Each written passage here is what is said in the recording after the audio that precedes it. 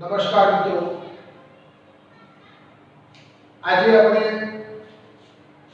Alcohol સંગલન પ્રક્રિયા વિશે ચર્ચા કરેલી. એમાં બે એસિટાલ્ડિહાઇડ અને બે એસિટોન એ બંને વચ્ચેની ચર્ચા કરેલી. હવે આજે આપણે ક્રોસ આલ્કોહોલ સંગલન વિશે ચર્ચા કરવાની છે.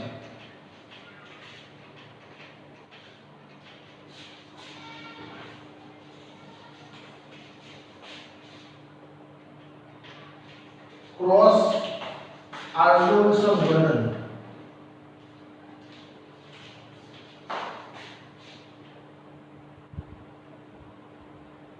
क्रॉस आल्कोहोल संघनन. क्रॉस એટલે શું? તો જુદા જુદા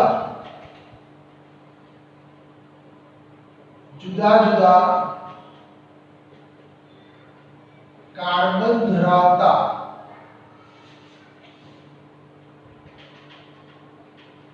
આલ્ડીહાઇડ કે કીટોન અથવા આલ્ડીહાઇડ પ્લસ કીટોન જે આલ્ફા કાર્બન ધરાવતા H સાથે પ્રક્રિયા કરી જે દીપજો બનાવે છે તેને क्रॉस आल्कोहोल संघनन प्रक्रिया કહે છે. અહીં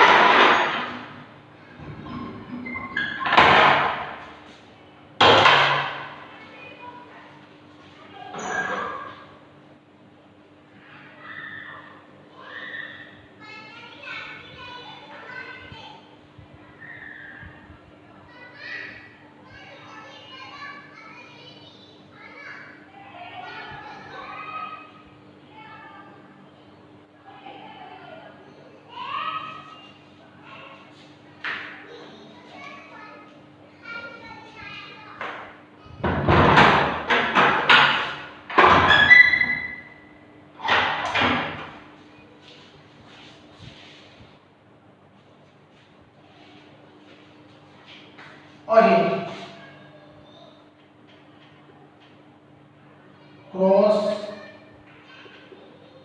आल्कोहोल संघनનમાં જુદી જુદી ચાર નિપજોનું મિશ્રણ બને છે. એટલે કે જુદા જુદા કાર્બન ધરાવતા આલ્ડીહાઇડ હોય અથવા જુદા જુદા કાર્બન ધરાવતા કીટોન હોય અથવા આલ્ડીહાઇડ અને કીટોન બંને હોય, જેમાં આલ્ડીહાઇડ અને કીટોનની સંખ્યા ભલે સરખી હોય પણ ક્રિયાશીલ સમૂહ જુદા જુદા હોય અને એમની વચ્ચે જે પ્રક્રિયા બને છે એને આપણે क्रॉस आल्कोहोल संघनन प्रक्रिया કહે છે. દાખલા તરીકે આપણે વાત કરીએ, આપણે લઈએ એસિટાલ્ડિહાઇડ CH3COOH. આ બે કાર્બન વાળો આલ્ડીહાઇડ લઈએ અને બીજો આપણે ત્રણ કાર્બન વાળો આલ્ડીહાઇડ લઈએ CH3CH H અને CH. આ જે છે એ ડાબી બાજુ, આ જે છે જમણી બાજુ. આ આલ્ફા, આ બીટા કાર્બન અને આ શું આલ્ફા. આપણે આલ્કોહોલ સંકરણમાં વાત કરી હતી, ડાબી બાજુમાં ક્રિયાશીલ સમૂહ સાથે અને જમણી બાજુમાં આલ્ફા કાર્બન સાથેની પ્રક્રિયા છે. આપણી પ્રક્રિયા આપણે NaOH ની હાજરીમાં પ્રક્રિયા કરીએ, મંદ બેઝ NaOH ની હાજરીમાં પ્રક્રિયા કરીએ તો આ O અને H જોડાઈ જાય, આ કાર્બન કાર્બન જોડાઈ જાય. શું નિપજ બનશે તો જોઈ લો. CH3COH, આ H આપણે ભેગો લખી દઈએ છીએ, બાજુમાં CH, ઉપર અથવા નીચે CH લખી દઈએ અને બાજુમાં લખી દઈએ CH. બની ગઈ પ્રક્રિયા. તો આ રીતે નિપજ બને છે. પણ એ નિપજની અંદર આપણે વાત કરીએ તો આને આપણે A નામ આપી દઈએ, આને આપણે B નામ આપી દઈએ. અહીં A વચ્ચેની પ્રક્રિયા, B વચ્ચેની પ્રક્રિયા, એને આપણે સ્વયં આલ્કોહોલ સંઘનન કહે છે. બીજું લઈ લઈએ, A અને B વચ્ચેની પ્રક્રિયા, B અને A વચ્ચેની પ્રક્રિયા, જેને આપણે ક્રોસ આલ્કોહોલ સંઘનન પ્રક્રિયા કહે છે. તો એકમાંથી જુદી જુદી કેટલી નિપજ બનશે? 4 નિપજ બનશે. એમાં બે પોતાની મેળે બને છે અને બે જુદી જુદી બને છે. તો જરા સ્ક્રીનશોટ પાડી દેજો. આપણે 4 નિપજ આપણે બની ગઈ છે. એ 4 નિપજની અંદર આપણે વાત કરીએ તો પહેલા આપણે બે સ્વયં બનાવીએ છીએ અને બાકીની બે ક્રોસ બનાવીએ છીએ. તો કઈ રીતે નિપજ બનશે એની આપણે ચર્ચા કરીશું.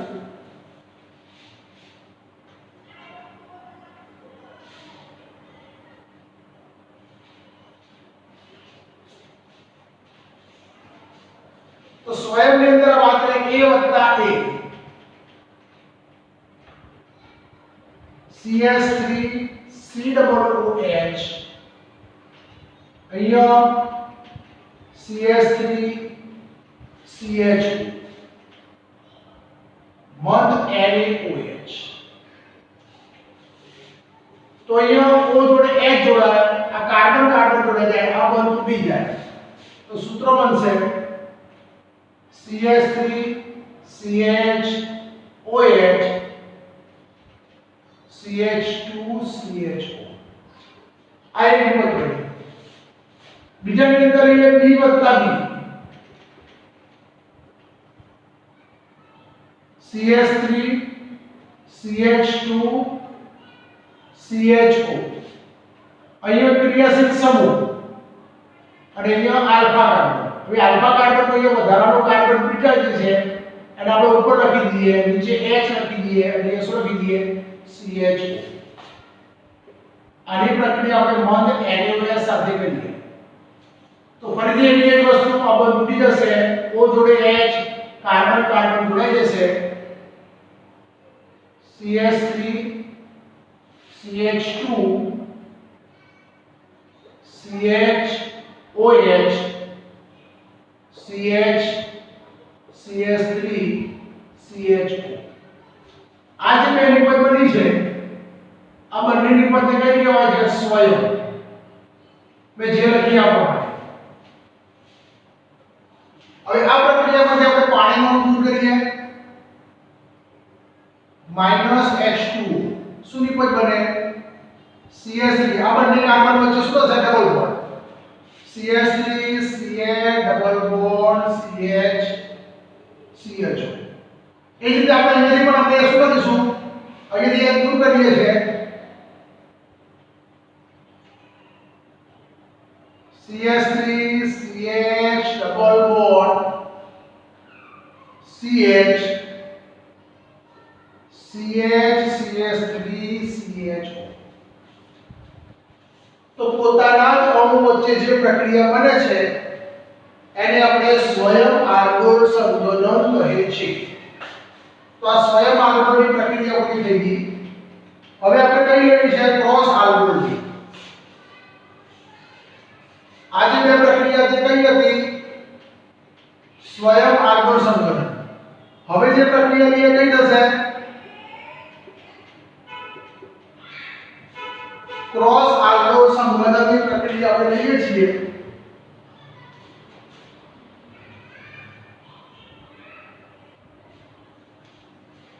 ક્રોસ આલ્ડોલ ની અંદર શું હશે?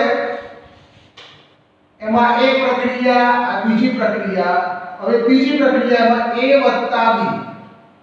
A ની અંદર CH3CHO, B ની અંદર CH3 CH H અને CH.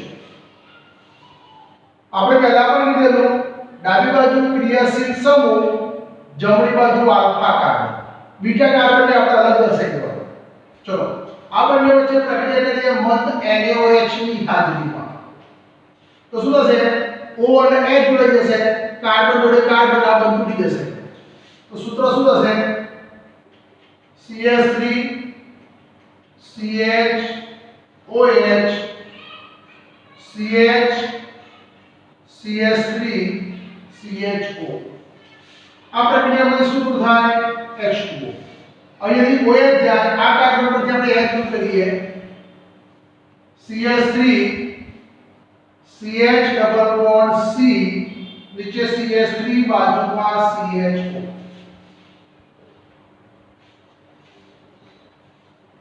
હવે ચોથી પ્રક્રિયા, એમાં B + A લઈએ. B ની અંદર પ્રોપેનાલ છે CH3 CH2 C double bond OH.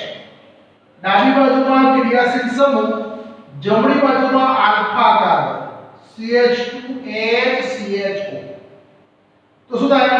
H અને O જોડાઈ જાય, કાર્બન કાર્બન જોડાઈ જાય, આ બંધ તૂટી જશે. મંદ NaOH શું થશે? CH3 CH2 CH OH CH2 CHO. H2 दूर कर दिए, અહીંયાથી H અહીંયાથી OH. CH3 CH2 CH double bond CH CH. તો આ જે બે નિપજ બની એને કઈ પ્રક્રિયા કહેવાય છે? ક્રોસ આલ્ડોલ સંવર્ધન. તો વિચાર કરો, ક્રોસ આલ્ડોલ ની અંદર જુદી જુદી કેટલી નિપજ બને છે? 4 નિપજ બને છે. એમાં બે સ્વયં અને બે ક્રોસ. પરીક્ષાની અંદર આ એક જ ઉદાહરણ પૂછાય એવું જરૂરી હોતું નથી. તમારે એસિટોન વત્તા ઇથેનોલ લઈ શકાય છે, ઇથેનોલ વત્તા પ્રોપેનોલ લઈ શકાય છે, પ્રોપેનોલ વત્તા એસિટોન લઈ શકાય છે, એરોમેટિક પણ લઈ શકાય છે, ગમે તે ઉદાહરણ હોઈ શકે. તો આ જે પ્રકારની પ્રક્રિયા જે છે એને આપણે ક્રોસ આલ્ડોલ સંવર્ધન પ્રક્રિયા તરીકે ઓળખવામાં આવે છે. તો મિત્રો આ સ્ક્રીનશોટ પાડી દો. આજે આપણે આગળ બીજું ચલાવીએ છીએ. આ પ્રશ્ન પર મોસ્ટ આઈએમપી પ્રશ્ન છે, જે વારંવાર પરીક્ષામાં પૂછાતો પ્રશ્ન છે. ક્રોસ આલ્ડોલ સંવર્ધન પ્રક્રિયા સમજાવો. જો કોઈ ઉદાહરણ આપેલું હોય તો એ ઉદાહરણથી સમજાવવાનું, અને જો ઉદાહરણ ન આપેલું હોય તો આપણી રીતે સમજાવવાનું. તમને પૂછ્યું હોય કે ભાઈ ઇથેનોલ અને પ્રોપેનોલની અંદર ક્રોસ આલ્ડોલ સમજાવો, તો આ બે ઉદાહરણથી સમજાવવાનું રહેશે. અને જો કશું કોઈ વસ્તુ ના માંગી હોય તો ગમે તે ઉદાહરણ દ્વારા તમે સમજાવી શકાય છે. હવે આપણે નવી એક પ્રક્રિયા લઈએ છીએ, જેને આપણે કહેવાય છે કેની-જારો પ્રક્રિયા.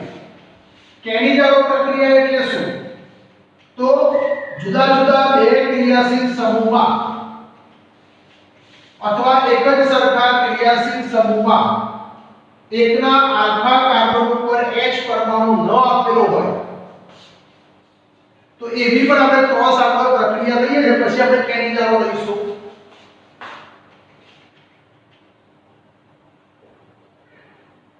એકની ઉપર આલ્ફા H નથી, જ્યારે બીજાની ઉપર આલ્ફા H પરમાણુ છે, ત્યારે જે આલ્ફા ઉપર H ન હોય તેને ડાબી બાજુ દર્શાવી એક જ નિપજ આપે છે। દાખલા તરીકે લઈ લઈએ HC≡OH ક્રિયાશીલ સમૂહ છે પણ આલ્ફા કાર્બન નથી। આ H ક્રિયાશીલ સમૂહો છે જે આલ્ફા કાર્બન નથી। અને બીજું લઈ લઈએ CH2HCHO આ તમારો આલ્ફા કાર્બન। તો આપણે ડાબી બાજુ કોની સાથે પ્રક્રિયા કરીએ ક્રિયાશીલ સમૂહ, જમણી બાજુ આલ્ફા કાર્બન। તો આલ્ફા કાર્બન વાળા સમૂહને આપણે જમણી બાજુ લીધો, આ બાજુ આપણે કોને લીધો ક્રિયાશીલ સમૂહ કે જો આલ્ફા કાર્બન ઉપર H પરમાણુ નથી। હવે પેલી પદ્ધતિ O જોડે H જોડાય, કાર્બન જોડે કાર્બન જોડાય તો શું થશે HCH OH CH2 CHO। અહીંયાથી આપણે H2O દૂર કરીએ તો અહીંયાથી OH જાય, અહીંયાથી H જાય તો શું થાય CH2 double bond CH CH। તો ફક્ત એક જ નિપજ બને છે। આપણે ક્રોસ આલ્ફા પ્રક્રિયાની એક નિપજ છે। તો મિત્રો પરિવર્તન તરીકે પણ તમે આનો ઉપયોગ કરી શકો છો।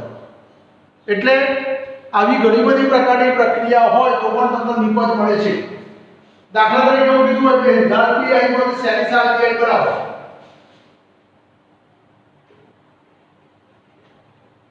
બેન્ઝાલ્ડિહાઇડ માંથી સિનેમાલ્ડિહાઇડ। તો આપણે બેન્ઝાલ્ડિહાઇડ લઈએ છીએ, આ તમારું સૂત્ર છે benzaldehyde C double bond OH। અહીંયા આલ્ફા કાર્બન ઉપર H પરમાણુ નથી તો એ ડાબી બાજુ એની પ્રક્રિયા કોની સાથે કરીએ? અહીંયા કેટલા કાર્બન છે? 1। સિનેમાલ્ડિહાઇડ માં કેટલા કાર્બન જોઈએ? 2। તો આપણે 2 કાર્બન વાળું આલ્ડિહાઇડ લઈએ CH2HCHO। ચલો એની પ્રક્રિયા આપણે બંધ NaOH સાથે કરીએ તો શું થાય? અહીંયાથી બંધ તૂટી જાય, OH અને કાર્બન કાર્બન જોડાઈ જશે, નિપજ બનશે આવી। અહીંયા આપણે બંધ આરતી લઈ લઈએ તો જો આ કાર્બન ઉપર કેટલા બંધ પૂરા થયા? 4 બંધ પૂરા થયા તો આ કાર્બન શું છે? Alpha carbon. આલ્ફા કાર્બન ઉપર H નથી એને આપણે ડાબી બાજુ દર્શાવીએ છીએ। અહીંયા CH OH CH2CHO અને તમે ગરમ કરો તો પાણીનું દૂર થશે, અહીંયાથી OH અહીંયાથી એક H જશે, સૂત્ર આવું બનશે તમારું CH double bond CH CHO। આ જે નિપજ બની એને શું કહેવાય છે? સિનેમાલ્ડિહાઇડ। આપણે પહેલા દિવસે કે ભાઈ બીજા લેક્ચરની અંદર આલ્ડિહાઇડના ઉપયોગની અંદર આ ઉદાહરણ આવ્યું સિનેમાલ્ડિહાઇડ અને સેલિસાલ્ડિહાઇડ, આવું એક ઉદાહરણ આવ્યું અને વેનિલિન। આ તો એમાંથી ત્રીજા નંબરનું ઉદાહરણ છે સિનેમાલ્ડિહાઇડ। તો આ પણ તમે ક્રોસ આલ્ફા પ્રક્રિયા દ્વારા સમજાવી શકાય છે। તો ક્રોસ આલ્ફા પ્રક્રિયામાં આલ્ફા કાર્બન ઉપર H પરમાણુ હોય, બંનેના આલ્ફા કાર્બન ઉપર H હોય તો 4 નિપજ મળે છે, એકના ઉપર H હોય તો ફક્ત એક જ નિપજ બને છે। હવે આપણે આની અંદર એક પ્રક્રિયા લઈએ છીએ કેની-જારો પ્રક્રિયા। એ પણ પરીક્ષામાં પૂછાતો પ્રશ્ન છે કે જેના આલ્ફા કાર્બન ઉપર H પરમાણુ ન હોય તો તેનું જળ વિભાજન કરવાથી એકનું ઓક્સિડેશન થશે અને બીજાનું શું થશે? રિડક્શન।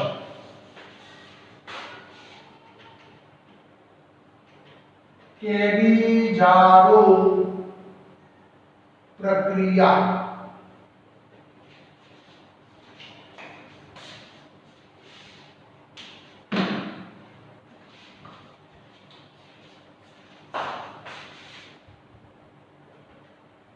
જેના આલ્ફા કાર્બન ઉપર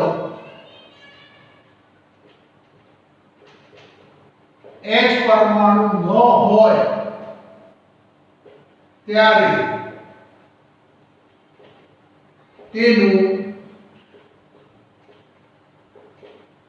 જળ વિભાજન કરવા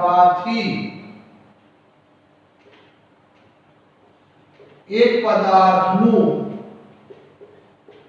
ઓક્સિડેશન થવાથી કાર્બોક્સિલિક એસિડનો ક્ષાર અને બીજાનું રિડક્શન થવાથી તેટલા જ કાર્બન વાળું પ્રાથમિક આલ્કોહોલ બને છે. જેના આલ્ફા કાર્બન ઉપર H પરમાણુ હોય તો એની આપણે વાત કરીએ છીએ. દાખલા તરીકે HC ડબલ બોન્ડ OH વત્તા HC ડબલ બોન્ડ OH. તો અહીંયા પણ ક્રિયાશીલ સમૂહ છે, અહીંયા ક્રિયાશીલ સમૂહ છે, પણ આલ્ફા કાર્બન નથી. તો એક જ સરખા આપણે બે પદાર્થ લીધા છે, એનું આપણે પાણીની હાજરીમાં જળ વિભાજન કરીએ છીએ તો બે ભાગ પડ્યો, એકમાં H2O ઉમેરાય, એકમાં ઓક્સિજન ઉમેરાય. કોની સાથેની પ્રક્રિયા KOH. તો શું થશે? HCOH H અને H. એકમાં આલ્કોહોલ બને છે અને બીજામાં HC ડબલ બોન્ડ O અને K બને છે.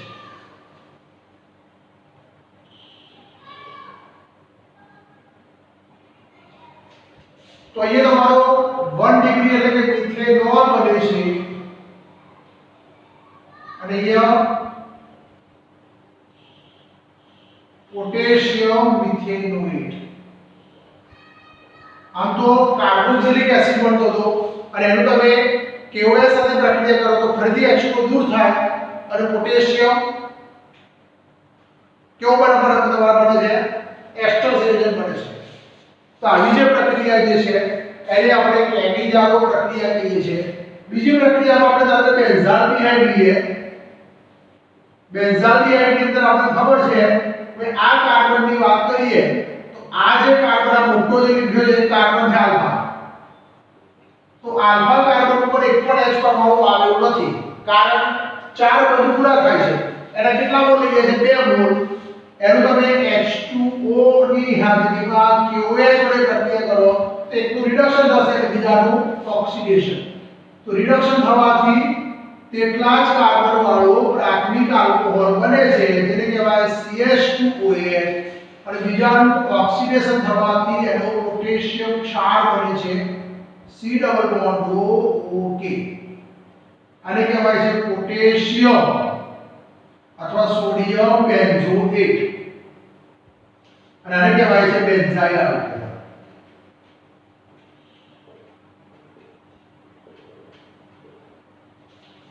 તો આ રીતે બે જુદી જુદી નિપજ મેળવી શકાય છે. પણ નિપજ મેળવવા માટેની પ્રક્રિયાને શું કહેવાય છે? કેનિજારો પ્રક્રિયા તરીકે ઓળખવામાં આવે છે. તો કેનિજારો પ્રક્રિયા એટલે શું? એની આ તમારી સમજૂતી થઈ. હવે આપણે આલ્ડીહાઇડ અને કીટોનનો છેલ્લો પ્રશ્ન, ઇલેક્ટ્રોન અનુરાગી વિસ્થાપન પ્રક્રિયા અથવા નાઇટ્રેશન.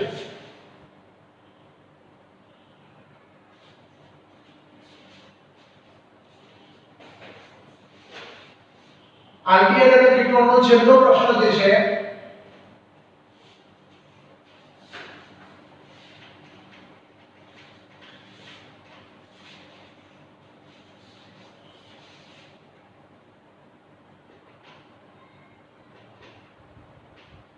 ઇલેક્ટ્રોન અનુરાગી વિસ્થાપન પ્રક્રિયા. આલ્ડીહાઇડ અને કીટોનની વાત કરીએ દાખલા તરીકે બેન્ઝાલ્ડિહાઇડ જેનું આપણે નાઇટ્રેશન કરીએ છીએ. સાંદ્ર HNO3 સાંદ્ર H2SO4 તાપમાન ડેલ્ટા અશુદ્ધ થાય H2O. હવે CHO પોતે કયો નિર્દેશક છે? મેટા. તો દાખલ થતા ઇલેક્ટ્રોન ક્યાં જશે? મેટા સ્થાન પર જશે. તો નિપજ શું બનશે?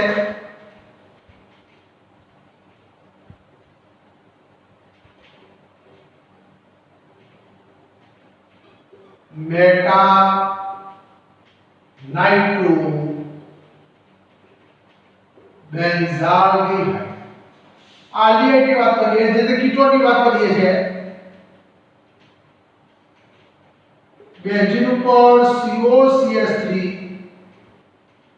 જેને આપણે કહેવાય છે એસિટોફિનોન, બેન્ઝીન ઉપર COCH3 તો શું કહે છે? એસિટોફિનોન કહે છે।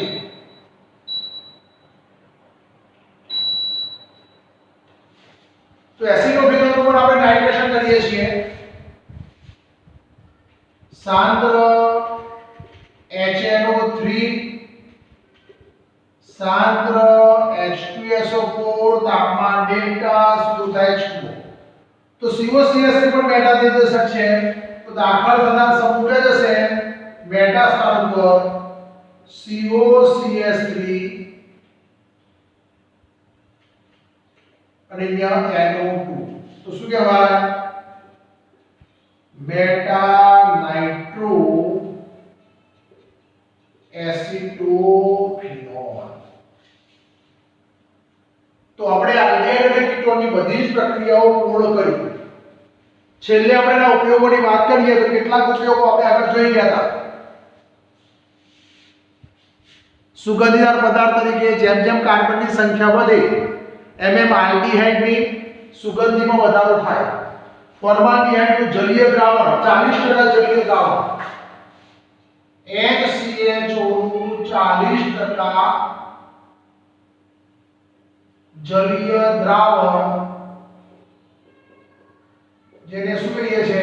ફોર્મેલિન, અને જેનો ઉપયોગ બાયોલોજી લેબમાં પ્રયોગશાળામાં મૃત પ્રાણીઓના દેહને સાચવવા માટે વપરાતો હોય છે। એટલે ઓછા કાર્બન વાળા આલ્ડિહાઇડ દુર્ગંધ ધરાવે છે, વધારે કાર્બન વાળા આલ્ડિહાઇડ સુગંધી ધરાવે છે। બીજો કેટલાક ફિનોલ અને ફોર્માલ્ડિહાઇડ વચ્ચે પ્રક્રિયા કરવાથી બેકેલાઇટ અને નોવાલાઇટ જેવા પ્લાસ્ટિક બનાવવા માટે પણ એનો ઉપયોગ થતો હોય છે। કેટલાક પોલિમર પદાર્થ બનાવવા માટે, રંગકો દવા માટે, ઔષધો બનાવવા માટે પણ એનો ઉપયોગ થતો હોય છે। કીટોનનો ઉપયોગ મોટાભાગે દ્રાવક તરીકે, પ્રક્રિયક તરીકે મોટાભાગે થતો હોય છે। પછી વેનિલિન જેવી ઔષધો બનાવવા માટે ફોર્માલ્ડિહાઇડ, ફિનોલ, સિનેમાલ્ડિહાઇડ છે, સેલિસાલ્ડિહાઇડ જેવી નિપજો બનાવવા માટે પણ આલ્ડિહાઇડનો મોટાભાગે ઉપયોગ થતો હોય છે। એટલે જુદી જુદી પ્રકારની બનાવટની અંદર આલ્ડિહાઇડનો ઉપયોગ થતો હોય છે। હવે આપણે નેક્સ્ટ લેક્ચરની અંદર કાર્બોક્સિલિક એસિડ વિશે ચર્ચા કરીશું। બરાબર, ચલો આજે આટલા સુધી રાખીએ છીએ।